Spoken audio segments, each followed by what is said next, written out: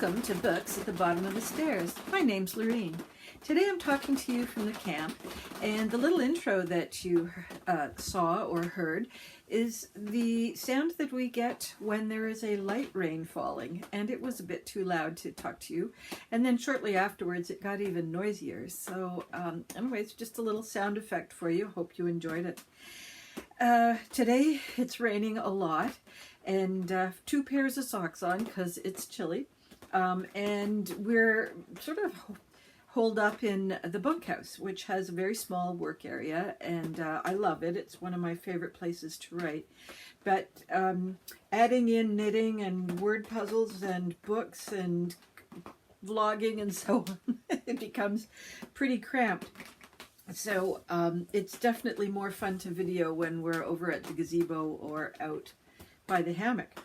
Well, I said that I was going to do a little challenge for myself with respect to The Alchemist Daughter, and I had ordered the strange case of The Alchemist Daughter some time ago. I read it and really loved it. It's by Theodore Goss, and it was making the rounds of BookTube last year. So, oh, there we go. Sometimes it's just a tree dropping water. Okay, so I really liked it. I thought it was fabulous. There are several characters in it. There's Mary Jekyll, and there's also, oh my gosh, what's her first name? Hyde, the daughter of Hyde. It's gone right out of my head. She's 14 years old. She's the daughter of Hyde, who is also Mr. Jekyll, and so Mary and, I want to say Daisy, but I don't think that's right.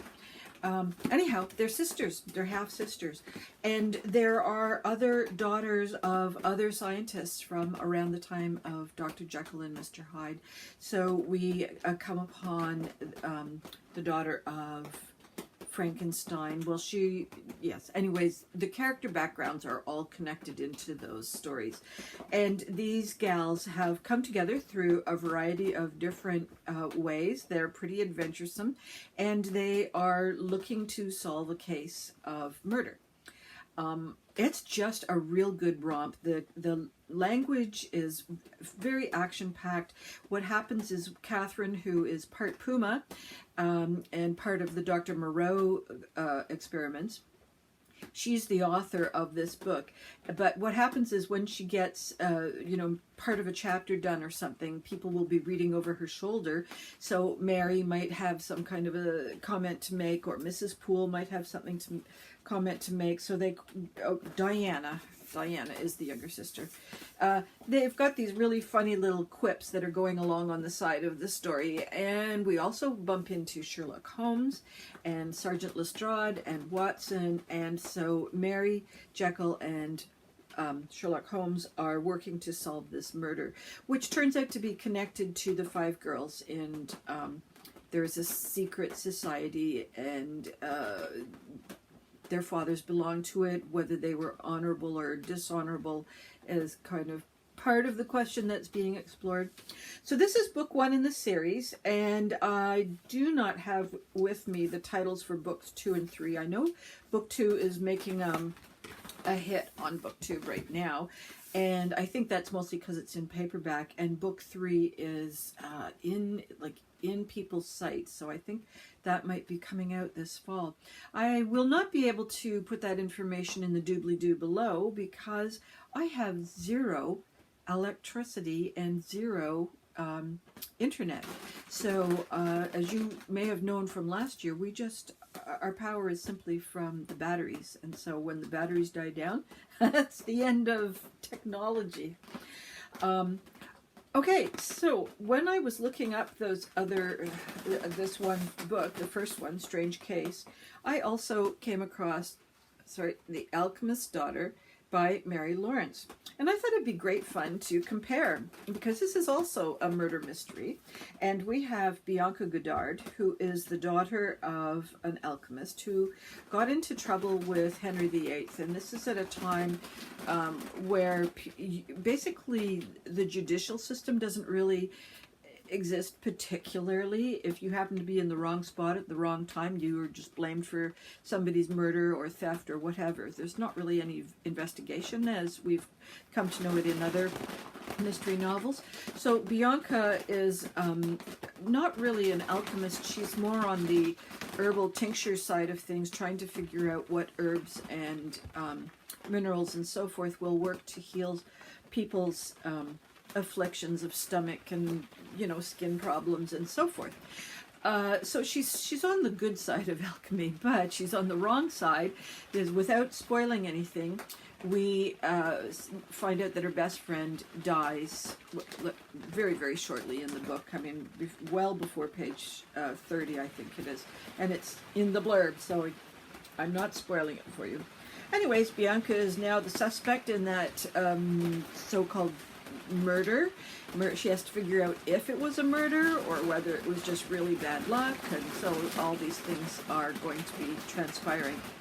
It should be kind of an interesting book, but here, I just can't get into it because the language. I'm going to read to you, gals.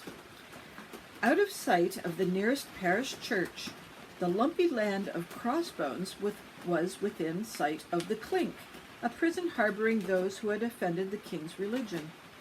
That it should be overwrought with skeletons was testament to London's preference to dispose of the dispossessed within the confines of its shady sister, Southwark. This had been going on for hundreds of years, but the current coterie of onlookers did not know, much less care, what had gone on before they took their first gulp of British air. Well, that's just a remarkable paragraph. What is she trying to say? Or I think I get it. I'm not, you know, it's a crappy piece of land and the people who are there going for the burial don't really care. But there are just so many paragraphs like that, and it just takes forever for anybody to move through the language. There's clearly a plot intended, but whether we get to a plot at all or not, I'm on page, I think I'm on page 59. I'm going to call it quits because it's just, I don't know. It's just the writing style is just too floribunda for me. And I'm just, okay, so that was a disappointment. The other one, The Alchemist's Daughter by Catherine McMahon. Kind of the same problem. There is a main character. Her name is, oh my God, I just closed the page so that I could tell you all about it. Emily. Emily Selden has been raised as an alchemist since her birth. Her mother died at her birth, and Dad is an alchemist. And so he's been giving her all kinds of natural philosophy and chemistry and those kinds of lessons. She knows nothing about table manners, interacting with other people, how to curtsy, none of the things that are going to get her anywhere once she leaves the house. I think she doesn't even really know how to go shopping because the housekeeper doesn't ever take her anywhere. So what comes upon Emily are two different young men. One is the local reverend, and the other, I'm just wondering if it's going to build up again here with the noise. The other is sort of a fancy Dan man. He says he's looking for alchemy to protect his ships from burning. He's looking for, ships go on fire quite a lot in those days, so he's looking for something to suppress the flames or prevent the flames, and thinks that alchemy might be the ticket, because out of alchemy, many inventions have been made. It's not alchemy had its purpose. What it was good for was a lot of things that had nothing to do with changing one metal into another metal. So, of course, Emily, these are the first two men that come across her way, and the first one, the Reverend, she doesn't really take a shine to because he has an argument with her father, and so therefore, anybody who doesn't like her dad is, persona non grata. On the other hand, along comes Aleb. Now that's just pronouncing his name, not spelling his name.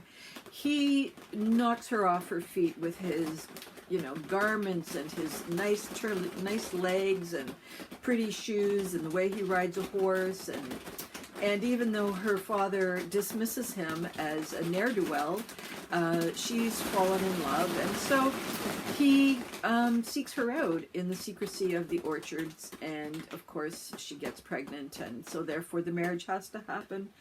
There's no plot. I have no idea what she's going to do. And at no point does she really know what she's going to do. I don't have any sense of what are going to be the crisis points in this book. Her father dies, but you could see that coming. He was an old man. Does that mean that her husband is somehow going to abandon her? I mean, there's just no foreshadowing as to what any of her concerns are. What is she going to try and become a famous alchemist herself, given her training? Is she going to leave her husband? I mean, there's nothing there. So after 100 pages, I gave up. Again, it had similar language to the other one, a little better written, I would give that. But really, we're just seeing Emily kind of day-to-dayness with no sense of what's pending. And it just isn't, it's not meant to be a mystery. It's not meant to be a mystery at all. So it's not even really historical fiction. We get a lot of information about the alchemy and so forth, but really there's just Emily could be interchanged with any number of female characters. Same with the husband. We never really see him too much except in bed. And it's not a romance either. So really, I don't know how it's just fiction. So that was a fun little experiment, but it had sort of disappointing results. I would say that these two books, which I did not finish, some people will really like them. This is kind of a cozy murder mystery, and if you can overlook the crazy language, I think, and there is more than one. I'm pretty sure there's about 4 out now. So I think this would make a fun murder mystery, especially in the winter, because it's a little bit cold. You want to read it with a blanket.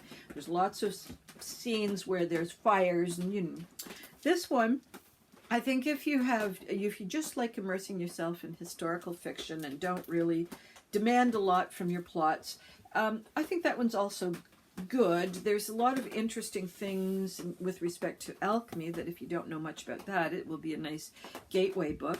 But yeah, as I say, there's no reason to turn the next page. This one gets a 5 out of 5 for me. I'm definitely going to follow through with book 2. And I mean, I like it so enough that I'm probably going to buy a copy of book 2 as well.